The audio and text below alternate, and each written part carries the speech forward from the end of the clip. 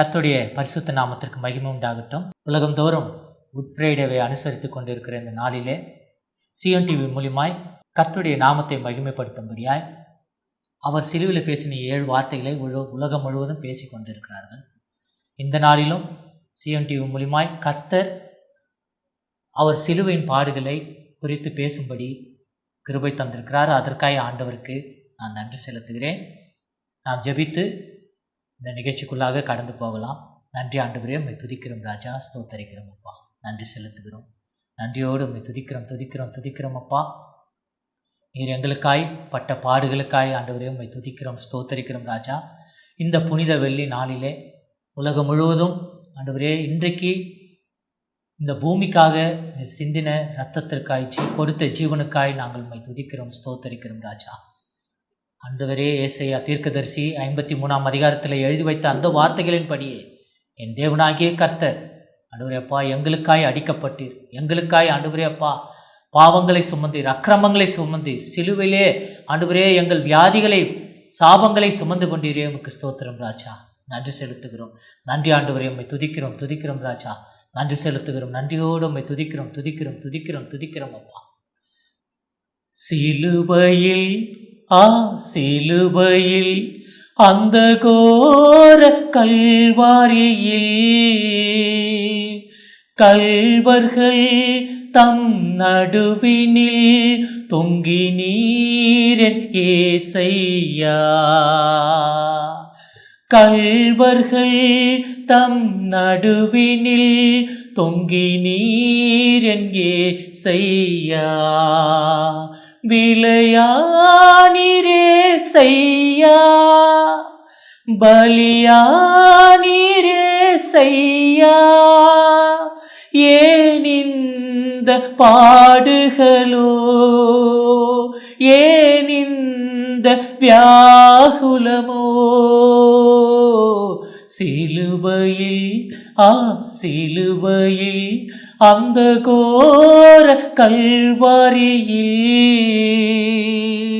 கல்வர்கள் தம் நடுவினில் தொங்கி நீரன் ஏசையா, கோர பாவியம் எனக்காய் பரியாசம் ஆனீரோ, பாரமான சிலுவை உம் தோளில் சுமந்தீரோ, பிளந்தாரேவும் திருமேனியை கொடும் பாதகர் சாட்டையாலே, பிளந்தாரேவும் திருமேனியை கொடும் பாதகர் சாட்டையாலே, ஆணியால் உம்மை அறிந்திட இரத்த வெள்ளம் புரண்டதுவே,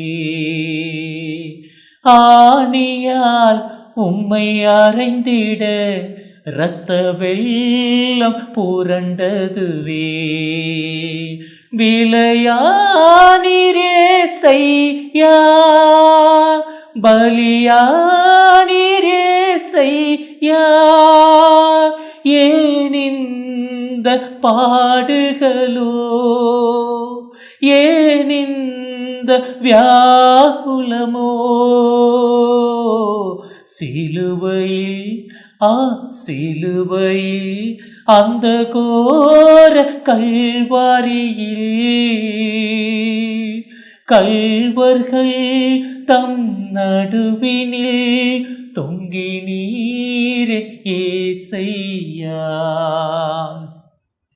துரோகி எந்த நிந்தோஷம் உம்மை வாட்டி வதைத்ததுவே, எந்தன் கோர பாவம் உம்மை சிலுவையில் அறைந்ததுவே, ஐங்காயம் சிந்தின இரத்தமே என்னை பரிசுத்தமாக்கிடுதே, ஐங்காயம் சிந்தின இரத்தமே என்னை பரிசுத்தமாக்கிடுதே. நெருங்கினேன் உந்தன் சிலுவையை என் நொறுங்கின இதயத்துடன். நெருங்கினேன் உந்தன் சிலுவையை என் நொறுங்கின இதயத்துடன். அன்பில் நல்ல ஆண்டவரே, வானத்தையும் பூமியை உண்டாக்கினவரே, இருக்கிறவராகவே இருக்கிறவரே, நான் பூமியிலே உயர்த்தப்பட்ட போது எல்லாரையும் என்னிடத்தில் இழுத்துக்கொள்வேன் என்று சொன்னேன். இன்றைக்கு உலகத்தின் மத்திய பூமியிலே நீர் உயர்த்தப்பட்டிருக்கிறீர் ராஜா. எல்லா ஜனங்களையும், 4 திசையில் இருக்கிற எல்லா ஜனங்களையும் உம்மிடத்தில் நீர் இழுத்து கொண்டீர். அங்கே 2 பக்கம் அடிக்கப்பட்ட கல்வர்கள் மாத்திரம் அல்ல, நொறுங்கின இதயத்தோடு உமது சிலுவையிலே நாங்கள் வருகிறோம் ராஜா. கர்த்தர், எங்களுக்காய் ஜீவனை கொடுத்தீரே, எங்களுக்காய் அடிக்கப்பட்டீரே, அவமானப்பட்டீரே. உம்முடைய முதுகை உழவன் உழுகிற நிலத்தை போல உழும்படி ஒப்பு கொடுத்தீரே, உமக்கு ஸ்தோத்திரம். இந்த நாளிலும் ஆண்டவரே, நீர் சிலுவையில் பேசின வார்த்தைகளுக்காய் நாங்கள் நன்றி செலுத்துகிறோம். கொஞ்ச நேரம் ஆண்டவரே, உம்முடைய பாடுகளை குறித்து நாங்கள் தியானிக்கும்படி கர்த்தர் கொடுத்த நல்ல பாக்கியத்திற்காய் நாங்கள் நன்றி செலுத்துகிறோம். தொடர்ந்து கிருபையாய் காத்துக்கொள்ளுங்க, வழிநடத்துங்க, ஆசீர்வதிங்க. இயேசு கிறிஸ்துவின் பரிசுத்தமுள்ள நாமத்தினாலே ஜெபிக்கிறோம் ஜீவனுள்ள நல்ல பிதாவே, ஆமென். அல்லேலூயா. கர்த்தருடைய நாமம் மகிமைப்படட்டும். இன்றைக்கு நாம் பார்க்கக்கூடிய செய்தியின் தலைப்பு என்னவென்றால், நானே மெய்யான திராட்சை செடி. ஆண்டவராகிய இயேசு கிறிஸ்து யோவான் 15ஆம் அதிகாரத்திலே நானே மெய்யான திராட்சை செடி என்று சொல்லியிருக்கிறார். இதே போல எசேக்கியேல் தீர்க்கதரிசி 15ஆம் அதிகாரத்திலே ஒரு காட்டு திராட்சை செடி குறித்து அவர் எழுதி வைத்திருக்கிறார். அந்த காட்டு திராட்சை செடிக்கு என்னெல்லாம் காரியம் நடக்கிறதோ அது அப்படியே ஆண்டவராகிய இயேசு கிறிஸ்து சிலுவிலே அடிக்கப்பட்ட போது அவருக்கும் நடந்திருக்கிறது. எசேக்கியேல் தீர்க்கதரிசி 15ஆம் அதிகாரத்திலே அவர் என்ன அந்த திராட்சையை குறித்து எழுதி வைத்திருக்கிறாரோ அது அப்படியே நம் ஆண்டவராகிய இயேசு கிறிஸ்துவுக்கும் நடந்திருக்கிறது. இன்றைக்கு நாம் எப்படி பார்க்க போகிறோம் என்றால், வேதத்தை எடுத்துக்கொண்டு எசேக்கியேல் எழுதின தீர்க்க தரிசன புஸ்தகம் 15ஆம் அதிகாரமும் யோவான் எழுதின சுவிசேஷ புஸ்தகம் 15ஆம் அதிகாரத்தையும் ஒப்பிட்டு நாம் பார்க்க போகிறோம். 2 இடத்திலும் திராட்சை செடியை குறித்து வருகிறது. இங்கே அவர் சொல்கிறது காட்டு திராட்சை செடியை குறித்து அவர் சொல்கிறார். இங்கே ஆண்டவராகிய இயேசு கிறிஸ்து தன்னையே ஒரு திராட்சை செடி என்று அவர் சொல்லியிருக்கிறார். 2த்தையும் நாம் ஒப்பிட்டு பார்த்து இன்றைக்கு அவர் சிலுவையில் பட்ட பாடுகளை குறித்து நாம் தியானிக்க போகிறோம். அல்லேலூயா. கர்த்தர் பெரியவர். நாம் நிகழ்ச்சிக்குள்ளாக கடந்து போகலாம். எசேக்கியேல் எழுதின தீர்க்க தரிசன புஸ்தகம் 15ஆம் அதிகாரம் 1ஆம் வசனத்திலிருந்து நான் உங்களுக்காக வாசிக்கிறேன். கர்த்தருடைய வார்த்தை எனக்கு உண்டாகி, அவர் மனுபுத்திரனே, காட்டில் இருக்கிற செடிகளுக்குள் மற்ற எல்லா செடி கொடிகளை பார்க்கிலும் திராட்சை செடிக்கு என்ன மேன்மை. எசேக்கியேல் எழுதின தீர்க்க தரிசன புஸ்தகம் 15ஆம் அதிகாரத்திலே 1-2 வசனத்தை நான் வாசித்திருக்கிறேன்.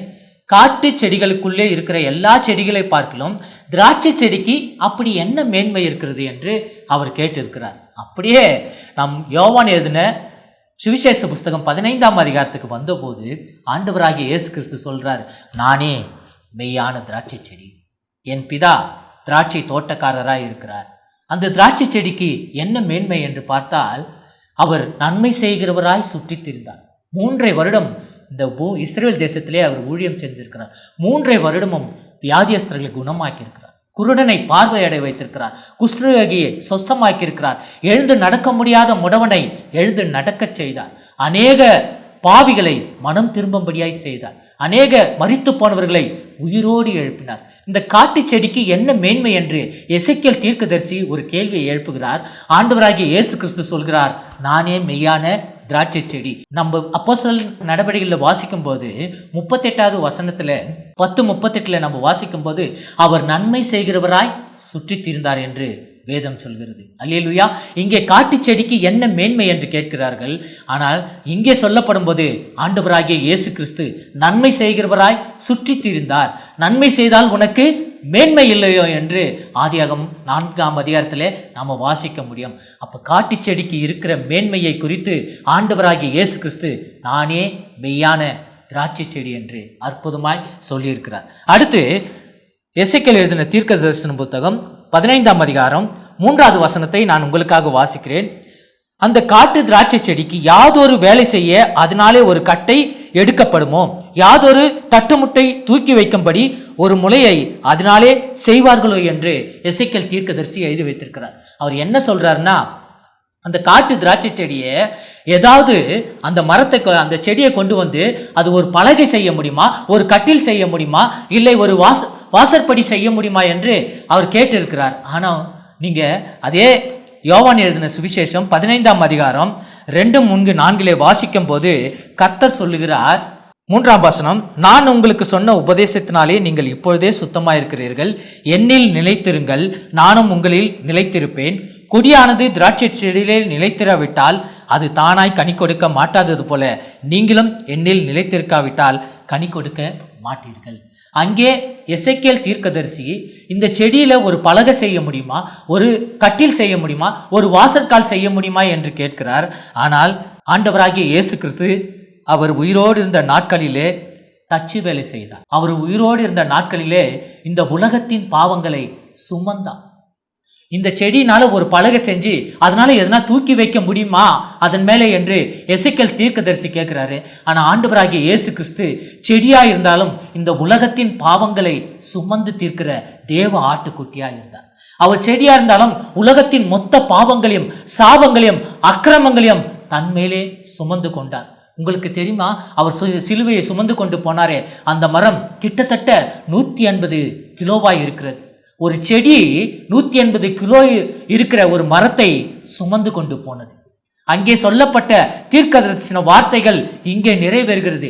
அங்கே காட்டு செடி ஏதாவது ஒரு அதனால பலகை செய்ய முடியுமா, அந்த பலகையின் மேலே ஏதாவது தூக்கி வைக்க முடியுமா என்று தீர்க்கதரிசி கேட்டிருக்கிறார். ஆனா அந்த தீர்க்க தரிசனத்துக்கு பதில் இங்கே ஆண்டவராகிய இயேசு கிறிஸ்துவை குறித்து நாம் வாசிக்கப்படும் போது அதிலே நாம் உண்மையை விளங்கி கொள்ள முடியும். இந்த செடிதான் உலகத்தின் பாவங்களையே சுமந்து தீர்த்தது. இந்த செடிதான் உலகத்தின் அக்கிரமங்களை சுமந்து தீர்த்தது. இந்த செடிதான் 180 கிலோ அதிக எடையுள்ள ஒரு சிலுவையை நமக்காக சுமந்து கொண்டு போனது. இந்த செடிதான் நம்முடைய பாவங்களுக்கு மாத்திரமல்ல சர்வலோகத்தின் பாவங்களையும் சுமந்து தீர்க்கிற தேவ ஆட்டுக்குட்டியா இருக்கு. அல்லேலூயா! எப்பேற்பட்ட அற்புதமான காரியங்கள் பாருங்க. இந்த திராட்சை செடியினாலே ஒரு பலகை செய்ய முடியுமா, அதன் மேலே ஏதாவது ஒரு பொருளை தூக்கி வைக்க முடியுமா என்று தீர்க்கதரிசி எழுதி வைத்திருக்கிறார். ஆனால் உலகத்தின் மொத்த பாவங்களையும் சுமந்து தீர்த்த என் ஆண்டவராகிய இயேசு கிறிஸ்து சொல்கிறார், நானே அந்த திராட்சை செடி, நானே அந்த மெய்யான திராட்சை செடி என்று சொல்கிறார். எவ்வளவு அற்புதமான காரியங்கள் பாருங்கள். அடுத்து எசேக்கியேல் எழுதின தீர்க்கதரிசி புஸ்தகம் 15ஆம் அதிகாரத்திலே 4வது வசனத்தை நாம் வாசிக்கும் போது, 4வது வசனம் உங்களுக்காக நான் வாசிக்கிறேன். இதோ அது அக்கினிக்கு இரையாக எரியப்படும், அதன் 2 முனைகளும் அக்கினி எரித்து போடும், அதன் நடுத்துண்டும் வெந்து போவும், அது எந்த வேலைக்காவது உதவுமா? மறுபடியும் நான் உங்களுக்காக வாசிக்கிறேன். எசேக்கியேல் தீர்க்கதரிசி அந்த திராட்சை செடியை குறித்து சொல்கிற ஒவ்வொரு காரியத்தையும் பாருங்கள். இதோ காட்டு செடிகளுக்குள்ளே இருக்கிற திராட்சை செடிக்கு மேன்மை என்ன என்று கேட்கிறார். நாம் வேதத்தில் வாசிக்கிறோம், ஆண்டவராகிய இயேசு கிறிஸ்துவை குறித்து வாசிக்கும் போது அவர் நன்மை செய்கிறவராய் சுற்றி திரிந்தார். அந்த செடியினாலே ஒரு பலகை செய்ய முடியுமா, அந்த செடியின் பலகையின் மேல ஏதாவது பொருளை தூக்கி வைக்க முடியுமா, அதனால ஒரு பொருளாவது செய்ய முடியுமா என்று எசேக்கியேல் தீர்க்கதரிசி கேட்கிறார். ஆண்டவராகிய இயேசு கிறிஸ்து பலகை மாத்திரமல்ல உலகத்தின் பாவங்களையும் மொத்தமாய் சுமந்து தீர்க்கிறார். நம்முடைய பாவங்களை அக்கிரமங்களை எல்லாவற்றையும் சுமந்து தீர்க்கிற தேவ ஆட்டுக்குட்டியா இருந்தார். 4வது வசனம் இப்போ உங்களுக்காக நான் மறுபடியும் வாசிக்கிறேன். இதோ அது அக்கினிக்கு இரையாக எரியப்படும், அதன் 2 முனைகளும் அக்னி எரித்து போடும், அதன் நடுத்துண்டம் வெந்து போகும், அது எந்த வேலைக்காவது உதவுமா? அந்த காட்டு செடி 2 முனைகளும் அக்னிக்கு இரையாக்கப்படும், அது நடுப்பகுதியும் வெந்து போகும், அது எந்த ஒரு வேலைக்காவது உதவுமா என்று எசேக்கியேல் தீர்க்கதரிசி எழுதி வச்சிருக்கிறார். நான் உங்களுக்கு சொல்லட்டுமா, அது ஆண்டவராகிய இயேசு கிறிஸ்து சிலுவிலே இப்போ தொங்கிக் கொண்டிருக்கிறார். நீங்கள் கற்பனை செய்து பாருங்கள். அவர் சொல்கிறார், அந்த திராட்சை செடி 2 முனையும் அக்னிக்கு இரையாக்கப்படும் என்று. நீங்க ஆண்டவராகிய இயேசு கிறிஸ்து சிலுவையில் தொங்கும் போது பார்த்தீங்கன்னாக்கா 2 முனை எடுத்துங்கன்னா, ஒன்று அவருடைய தலை, அதிலே முள்கிரீடம் சூட்டப்பட்டிருக்கு. இன்னொன்று முனை அவருடைய கால், அதிலே ஆணி அடிக்கப்பட்டிருக்கு. எசேக்கியேல் தீர்க்கதரிசி என்ன எழுதி வைத்திருக்கிறார்னா, அதனுடைய 2 முனைகளும் அக்கினிக்கு இரையாக்கப்படும். உண்மைதான். இந்த திராட்சை செடியின் 2 முனைகளும், ஒன்று தலையில முள்முடி சூட்டப்பட்டிருக்கிறது, கால்களிலே ஆணி பாய்ந்திருக்கிறது. அதோடு அவர் நின்று போகவில்லை. எசேக்கியேல் தீர்க்கதரிசி என்ன சொல்கிறாருன்னா, அது நடுப்பகுதியும் வெந்து போகும். நடுப்பகுதியும் வெந்து போகும் என்றார். நடுப்பகுதியும் வெந்து போகும் என்றால் ஆண்டவராகிய இயேசு கிறிஸ்து சிலுவையில் தொங்கின போது போர்ச்சேவர் ஈட்டி எடுத்து அவர் விழாவிலே நடுப்பகுதியிலே குத்துவதை நாம் பார்க்கிறோம். காட்டு செடியை குறித்து அற்புதமாய் எழுதி வைத்த அந்த தீர்க்க தரிசன வார்த்தைகள் அப்படியே ஆண்டவராகிய இயேசு கிறிஸ்து நிறைவேறுவதை நம்ம பார்க்க முடியும். அந்த காட்டு திராட்சை செடியின் 2 முனைகளும் அக்னிக்கு இரையாக்கப்படும். உண்மைதான். தலையிலே முள்கிரீடம், கால்களிலே ஆணிகள். அதனுடைய நடுப்பகுதியும் வெந்து போகும் என்று தீர்க்கதரிசி எழுதி வச்சிருக்கிறாரு. அவருடைய விழாவிலே ஈட்டியை எடுத்து ஒரு போர்ச்சேவகன் குத்துவதை நாம் பார்க்கலாம். இனி அது எதுக்காவது யூஸ் ஆகுமா அப்படி என்று ஒரு கேள்வி எழுதி வச்சிருக்கிறார். எதுக்குன்னா யூஸ் ஆகுமா? அடுத்து 5வது வசனத்தை நாம் வாசிக்கிறோம். இது அக்னியிலே வேகாது இருக்கும் போதே ஒரு வேலைக்கும் உதவாது. இப்போது அது அக்னியிலே வெந்திருக்கிறது, இனி எந்த வேலைக்கு உதவும்? 4ஆம் வசனத்திலும் அது எந்த வேலைக்காவது உதவுமான். 5வது வசனத்திலும் அது அக்னியிலே வேகத்துக்கு செடியா இருக்கும் போதே உதவாது, இப்போ வெந்து போயிடுச்சு, இனி சாம்பல் தான் இருக்குது, இனி அதை எப்படி உதவும் என்று தீர்க்கதரிசி எழுதி வச்சிருக்கிறார். அல்லேலூயா!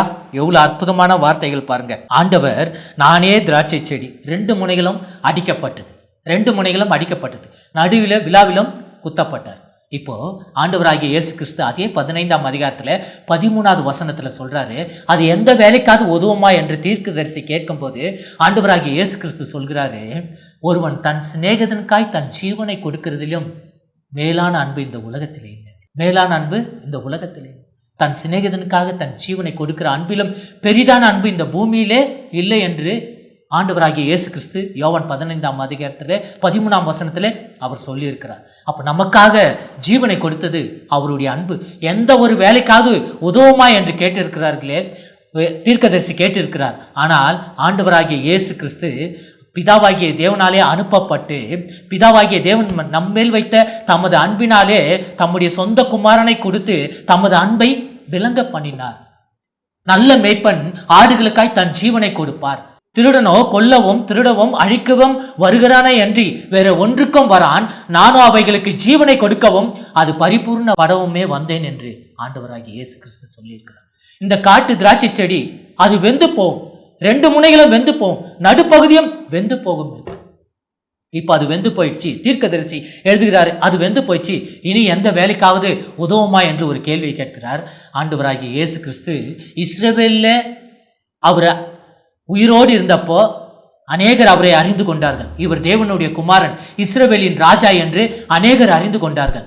ஆனால் அவர் என்றைக்கு சிலுவிலே அடிக்கப்பட்டாரோ அன்றைக்கு அவர் யூதருக்கு மாத்திரமல்ல இந்த சகல பூமிக்கும் ராஜாவாயார். அவர் அடிக்கப்படாமல் உயிரோடு ஊழியம் செய்த நாட்களிலே அவர் இஸ்ரவேலுக்கு மட்டும்தான் ராஜா, இஸ்ரவேலின் ராஜா என்று சில பேர் சொன்னார்கள். ஆனா என்றைக்கு சிலுவிலே நமக்காய் ஜீவனை கொடுத்தாரோ, நமக்காய் தம்முடைய ரத்தத்தை கொடுத்தாரோ, நமக்காய் அவமானப்பட்டாரோ, உழவன் தன் முதுகை உழுகிறது போல முதுகை ஒப்பு கொடுத்தாரோ, அப்பவே வேதம் சொல்கிறது பூமி அனைத்திற்கும் அவர் ராஜா என்று. அந்த காட்டு திராட்சை செடி இனி ஏதாவது உதவுமா என்று தீர்க்கதரிசி எழுதி வைத்திருக்கிறார்.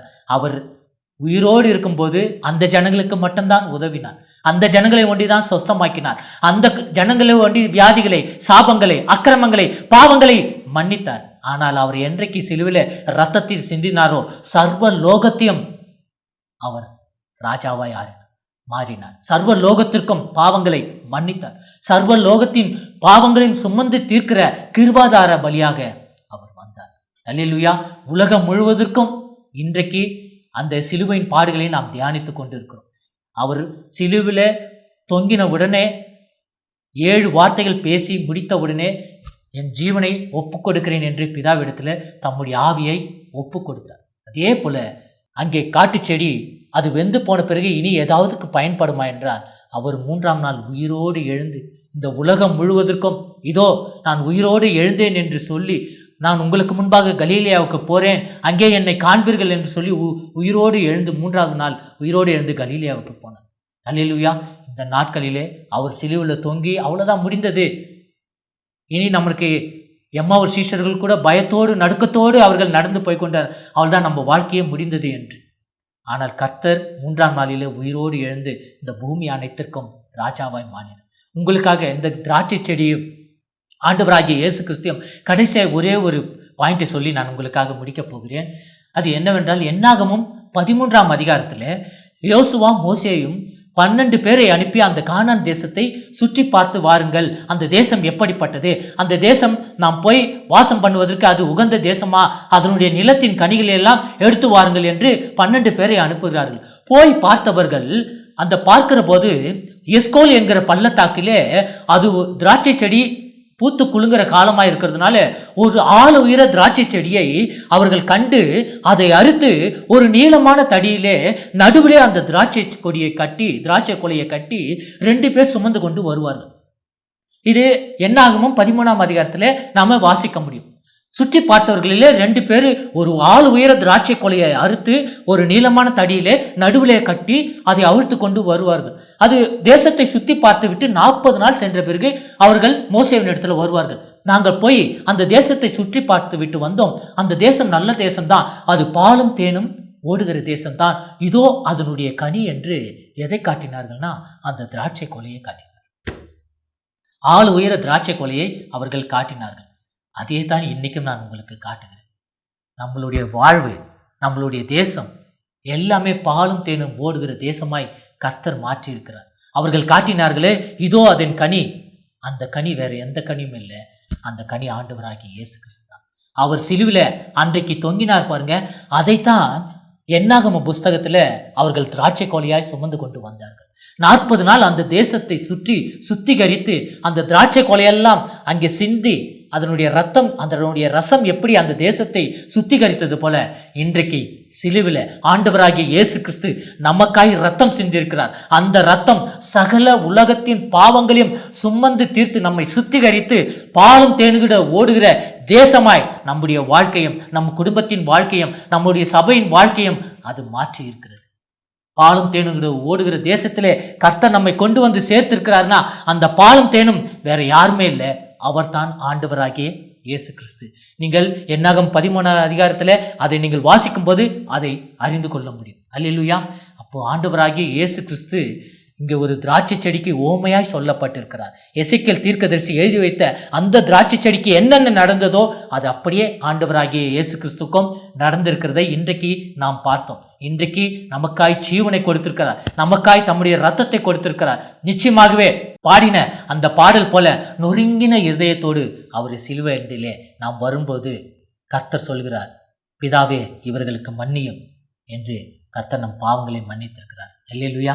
நாம் கண்களை மூடி ஜெபித்து முடிக்கலாம். நன்றி ஆண்டவரே, உம்மை துதிக்கிறோம் ராஜா, நன்றி செலுத்துகிறோம், நன்றியோடு உம்மை துதிக்கிறோம் அப்பா. நீர் பேசின அற்புதமான இந்த வார்த்தைகளுக்காய் ஊமைகளுக்காய் நாங்கள் நன்றி செலுத்துகிறோம் ராஜா. எசேக்கியேல் எழுதின அந்த காட்டு திராட்சை செடியை குறித்தும் ஆண்டவரே, யோவான் எழுதின சுவிசேஷத்தில் 15ஆம் அதிகாரத்தில் நாங்கள் வாசித்த ஆண்டவராகிய இயேசு கிறிஸ்துவே மெய்யான திராட்சை செடி என்கிற இந்த 2 காரியங்களும் நாங்கள் ஒப்பிட்டு பார்த்து இன்றைக்கு நீர் சிலுவிலே சிந்தின அந்த ரத்தத்தை ஆண்டவரே அப்பா, நீர் எங்களுக்காய் ஜீவனை கொடுத்த அந்த காரியத்தை ஆண்டவரே அப்பா நாங்கள் குறித்து பேசும்படி கர்த்தர் கொடுத்த அற்புதமான இந்த பாக்கியத்திற்காய் நாங்கள் நன்றி செலுத்துகிறோம். நன்றியோடு உம்மை துதிக்கிறோம் ராஜா. நன்றி ஆண்டவரே, உம்மை துதிக்கிறோம் அப்பா. மரண பாத்திரன் எனக்காக சிலுவையில் மரித்தீரே என் இயேசையா, மரண பாத்திரன் எனக்காக சிலுவையில் மரித்தீரே என் இயேசையா, தயவா என்னை உம் ஜீவ பாதையில் என்னாலும் நடத்துமையா, தயவா என்னை உம் ஜீவ பாதையில் என்னாலும் நடத்துமையா, மகிழ்வோடு பாடிடுவேன், மனதார துதித்திடுவேன், மகிழ்வோடு பாடிடுவேன், மனதார துதித்திடுவேன். தேவன் அருளின உபகாரங்களுக்கு எதை ஈந்து ஈடாக்குவேன், தேவன் அருளின உபகாரங்களுக்கு எதை ஈந்து ஈடாக்குவேன். பரிசுத்தமுள்ள நல்ல பிதாவே, உம்மை துதிக்கிறோம் ராஜா, ஸ்தோத்தரிக்கிறோம் அப்பா. இந்த நாளிலும் இந்த குட் ஃப்ரைடே நாளிலே உம்முடைய சிலுவை தியானத்தை குறித்து பேசும்படி கர்த்தர் கொடுத்த கிருபைக்காய் நாங்கள் நன்றி செலுத்துகிறோம். தொடர்ந்து கிருபையாய் காத்து கொள்ளுங்க. இந்த நாளில் ஆண்டவரே இன்னும் நாங்கள் அந்த சிலுவையின் பாடுகளை தியானித்து இன்னும் மண்டியில கிட்டி சேரும்படி எங்கள் பாவங்கள் அக்கிரமங்கள் எல்லாவற்றையும் விட்டுவிட்டு ஆண்டவரே நொறுங்கின இதயத்தோடு முது சிலுவை அண்டியில் வர கர்த்தர் எங்களுக்கு கிருபை தரும்படியாய் நாங்கள் ஜெபிக்கிறோம். உலகத்தின் பாவத்தை சுமந்து தீர்த்த தேவ ஆட்டுக்குட்டியும் உலகத்தின் பாவங்களை சுமந்து தீர்த்த மெய்யான திராட்சை செடியாய் இன்றைக்கு உம்மை காணும்படி கர்த்தர் கிருபை தந்தீரே, அதற்காக நாங்கள் நன்றி செலுத்துகிறோம். தொடர்ந்து கிருபையாய் காத்துக்கொள்ளுங்க, வழிநடத்துங்க, ஆசீர்வதிங்க. இயேசு கிறிஸ்துவின் பரிசுத்தம் உள்ள நாமத்தினாலே ஜெபிக்கிறோம் ஜீவனுள்ள நல்ல பிதாவே, ஆமென். என் ஆத்துமாவே கர்த்தரை ஸ்தோத்திரி, என் முழு உள்ளமே பரிசுத்த நாமத்தை ஸ்தோத்திரி. என் ஆத்துமாவே கர்த்தரை ஸ்தோத்திரி, அவர் செய்த சகல உபகாரங்களையும் மறவாதே. ஆமென்.